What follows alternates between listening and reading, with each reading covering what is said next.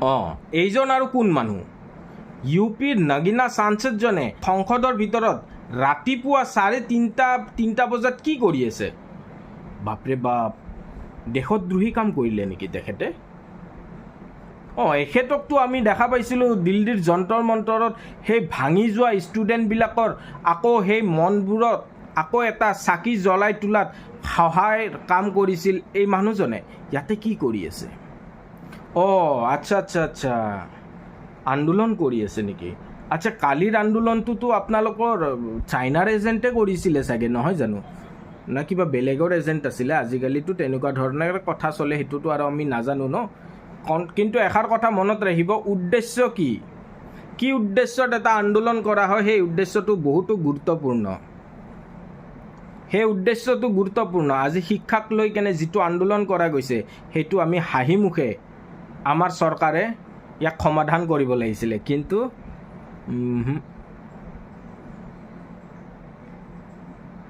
আজিৰ সময়ত কি ক'ব, আজিৰ সময়ত উচিত কথা ক'লে আপোনাৰ তাত ধাৰা লগাই দিব যাতে আপোনাৰ মনটো ভাঙে।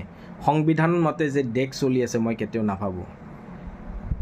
সেইকাৰণে ভীমৰাও আম্বেদকাৰে এষাৰ কথা কৈছিলে, সংবিধান যিমানেই ভাল নহওক যদি চলোৱা মানুহকেইজন যদি বেয়া, তেনেহ'লে সংবিধানো অৱশেষত বেয়াই প্ৰমাণিত হ'ব। কিন্তু সংবিধান যদি যিমানেই বেয়া নহওক, যদি চলোৱা মানুহকেইজন যদি ভাল, তেনেহ'লে সংবিধানখন বেয়া হ'লেও ভাল হ'ব। সেইকাৰণে বাবা চাহেব আম্বেদকাৰে বহু কথা আগতেই জানিছিলে। কালিৰ প্ৰটেষ্টত যি ধৰণৰ পৰিৱেশৰ সৃষ্টি কৰিলে সঁচাকৈ বহুত নিন্দনীয়, সঁচাকৈ বহুত নিন্দনীয়। কিন্তু এই ভাঙি যোৱা মনোবলটোক পুনৰ জীৱন দিছিলে এই মানুহজনে, যোনজনে আজি ৰাতি 3:30 বজাত ইয়াতে প্ৰটেষ্ট কৰি আছে বৰষুণৰ মাজত। আমি সেইকাৰণে এষাৰ কথা সদায় ভাবিব লাগে যে নেতা যেতিয়া আপোনালোকে বাছনি কৰিব, ভাবি চিন্তিহে বাছনি কৰিব, কাৰণ এজন নেতাৰ হাততে সকলো বস্তু নিৰ্ধাৰণ কৰে আপুনি কি দিশত বস্তুটো লৈ যাব। এজন সবল নেতাই সদায় সবল কথাইহে ক'ব।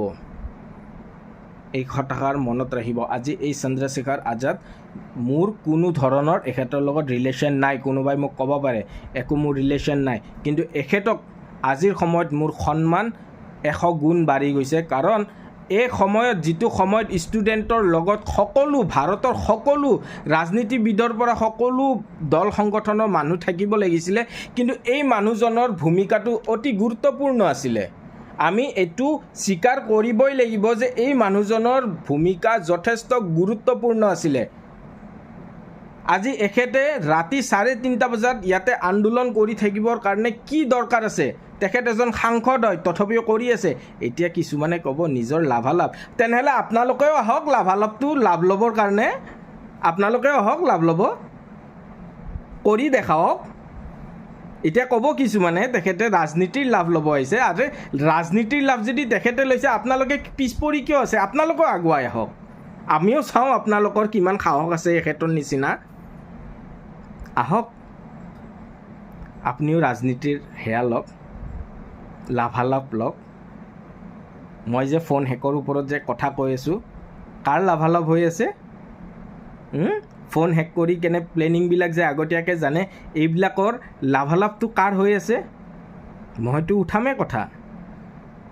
পিছপৰা শ্ৰেণীক কি ধৰণে আপোনালোকে আজিৰ সময়ত কি ধৰণে আপোনালোকে বাগৰুৱাৰ কাৰণে যি ধৰণে যত্ন কৰে মই নাজানো, জানো বাৰু, যিয়ে নহওক সেইবিলাক পিছৰ কথা। কিন্তু চন্দ্ৰশেখৰ আজাদে আজি আমাৰ মন জয় কৰি দিছে। ইয়াক কয় নেতা। সেইকাৰণে কয় গোলামীৰ এফেক্ট বহুতৰ গাত লাগি থাকে।